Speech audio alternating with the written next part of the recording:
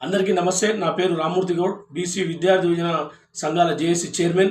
ఈరోజు నేను ఈ వీడియో ద్వారా రాష్ట్ర ప్రభుత్వాన్ని బీసీ విద్యార్థుల ఫీజు రియంబర్స్మెంట్ స్కాలర్షిప్ల గురించి ప్రశ్నించదలుచుకున్నాను.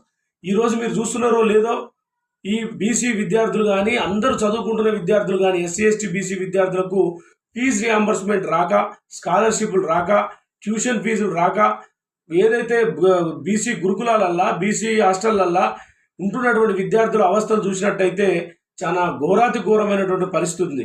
అయా ముఖ్యమంత్రి గారు, మీరు ఎక్కడికో వెళ్ళి హైడ్రాలు పెట్టి బిల్డింగులు కూలగొట్టుడు, డావోస్కి వెళ్ళి పెట్టుబడులు తెచ్చుడు, ఇవన్నీ మాకు తర్వాత. ఎందుకంటే విద్యార్థులు రేటి బాలలే రేపటి పౌరులు. వాళ్ళు చదువుకుంటేనే ఈ దేశం బాగుంటుంది. మరి చదువుకోవాలంటే ప్రభుత్వం సహకరించాలి. ఈ ప్రభుత్వం సహకరించాలంటే మీరు దయదలచాలి. ఇలా విద్యార్థుల పరిస్థితి, ఇంజనీరింగ్ కాలేజీల పరిస్థితి చూసినట్టయితే ఒక్కొక్క విద్యార్థులకు 4 సంవత్సరాల రియంబర్స్మెంట్ రాక ఇంజనీరింగ్ కాలేజీల యాజమాన్యాలు వాళ్ళ పరిస్థితి చూసినట్లయితే వాళ్ళ ఆస్తులు అమ్మి ఇండ్లను తాకట్టు పెట్టి విద్యార్థులను చదివించాల్సిన పరిస్థితి వస్తుంది. విద్యార్థికి చదువు చెప్పకపోతే వాళ్ళ జీవితం ఖరాబ్ అవుతుంది. వానికి రావాల్సిన 4th ఇయర్ కంప్లీట్ అయ్యి మెమోలు తీసుకొని పోతే ఇంకెప్పుడు వస్తుంది రియంబర్స్మెంట్? 1వ సంవత్సరం నుంచి మొదలుకుంటే 4వ సంవత్సరం ఇంజనీరింగ్ విద్యార్థి విద్యా సంవత్సరం పూర్తయిన తర్వాత కూడా వాళ్ళకి స్కాలర్షిప్ రాలే. వానికి మెమోలు ఇవ్వక తప్పదు. వాడు మెమోలు ఇవ్వాలంటే వీడు వెళ్ళిపోతే మళ్ళీ ఈ కాలేజీకి రియంబర్స్మెంట్ ఎవరిని అడగాలి? అదొక సందేహం. రెండవ సందేహం ఏంటి? డిగ్రీ కాలేజీలు, ఇంటర్ కాలేజీల పరిస్థితి చూసినట్టయితే ఇంటర్ 2 సంవత్సరాలు, డిగ్రీ 3 సంవత్సరాలు. మరి ఇప్పటికీ రియంబర్స్మెంట్ రాక 4 సంవత్సరాలు.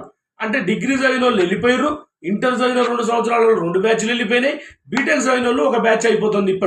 ఇప్పటి వరకు కూడా వాళ్ళకి స్కాలర్షిప్ రాలే, మరి రియంబర్స్మెంట్ రాలే. ఎవరు ఇవ్వాలి ఈ పైసలు? మీరు ఇవ్వాలి. ఇక్కడ చూస్తేనే గవర్నమెంట్ సీట్ అంటారు, గవర్నమెంట్ ఫీజు రియంబర్స్మెంట్ ఏది? చదువు చెప్పకపోతేనేమో పిరగాడు వాడు సమ బతుకుల మధ్య కాలేజీలో కొట్లాడుతాడు. ఇలాంటి తర్జనభర్జనలు ఉన్నాయని చెప్పేసే నీకు ఓటేసి నిన్ను పట్టుకొచ్చిన రేవంత్ రెడ్డి గారు.